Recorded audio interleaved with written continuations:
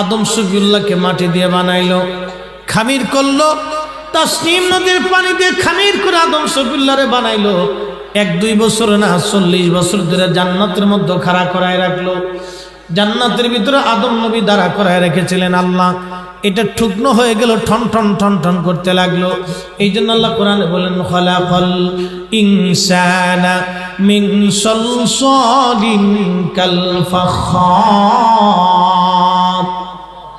আমি মানুষ বানিয়েছি শক্ত খরখরা মাটি দিয়ে। এই শক্ত মাটির তৈরি ছিলেন আদম আলাইহিস সালাতু ওয়াস সালাম। যখন আল্লাহ রুহুটা ফুঁকাই দিলেন, রুহুটা ফুঁকাই দেওয়ার পরে রুহু বের হয়ে আসে। আদম নবী আর রুহুটাকে আল্লাহ পাক বলেন, রুহুরে বের হয়ে আসলি কেন? রুহু বলল যে এখানে ঢুকাইলা জায়গাটা তো অন্ধকার। আল্লাহ বলেন আলোর ব্যবস্থা করতেছি। নূরে মুহাম্মাদি আদম সফিউল্লাহর পৃষ্ঠদেশে আল্লাহ পাক স্থাপন করে দিলেন। একবার জোরে বলা যাবে কি মারহাবা। আল্লাহর হাবিবের নূর মুবারক আদম সফিউল্লাহর সেকেমে পৃষ্ঠদেশে যখন আল্লাহ স্থাপন করে দিলেন, রুহুটা ঢুকে গেল, ভিতরে আলো এসে গেল।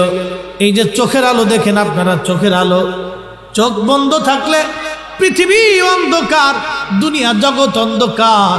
আপনার চোখে যদি আলো না থাকে, অন্ধকে জিজ্ঞেস করবেন, অন্ধ দুনিয়া আপনার কাছে কেমন লাগে? অন্ধ বলবে বাবা পৃথিবীটা আমার কাছে কেমন লাগবে, এটা তো অন্ধকার, দুনিয়ার সৌন্দর্য দেখার আমার নসিব হয় নাই। আহা, সে দুনিয়ার সৌন্দর্য আর দেখতে পারে নাই।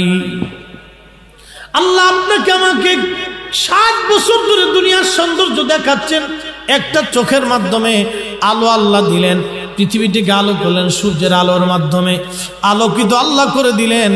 এই যে 60 বছর ধরে এই আপনার আলো দিয়ে, চোখের আলো দিয়ে আল্লাহ দুনিয়া দেখার সুযোগ করে দিলেন।